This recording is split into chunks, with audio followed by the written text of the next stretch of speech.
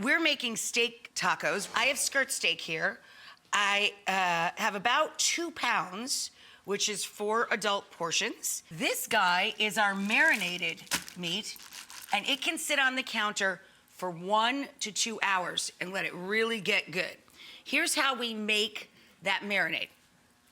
I have the juice of 1 orange and 2 limes sitting in a bag, and for stability, we put the plastic food storage bag in a bowl. Now you could use chipotle and adobo or chipotle and vinegar and spices and puree it. You want about 3 tablespoons. So I would take 2 of the dried peppers that are sitting in vinegar and spice, and I would literally paste them on the counter by fine chopping and then mushing them together with the side of my knife, or you could put them in a little food processor and go chit chit chit. You don't have to go chit chit chit when you do it. It's just kind of fun. So make sure you include the adobo sauce, or you can buy chipotle paste in a tube and add 3 squirts to the citrus juice. Then we're going to take a mild chili powder. This is ancho chili powder, very mild, like spicy raisins. And we're gonna do about a tablespoon, and I measure in the palm of my hand, right, a scant palmful. Boop. Again, you don't have to do the sound effects, but it's kind of fun. And then the pimenton, this is smoked sweet paprika. And then we have 1½ or half a palmful of garlic, granulated onion, coriander, which is nice and bright, coriander's best friend, best buddy, cumin. And we take a few tablespoons of high temperature cooking oil, just innocuous oil. It's about 3. And we just kind of give that a squish, right? And then we're going to take our steaks, let them hang out, get their game on.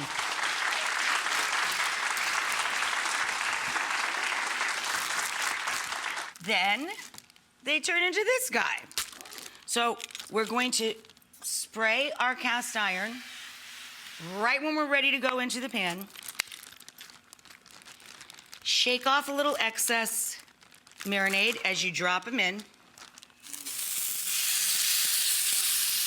And position them wisely, because we don't want to touch the meat once it gets into the pan until it's ready to turn. This is the crust that you want to see on the meat when you're flipping the skirt steak. Cast iron holds heat really, really well. So once we turn the steaks, we're seriously just gonna let this go like 2 minutes and turn it off. Now, this is pico de gallo that we started over here.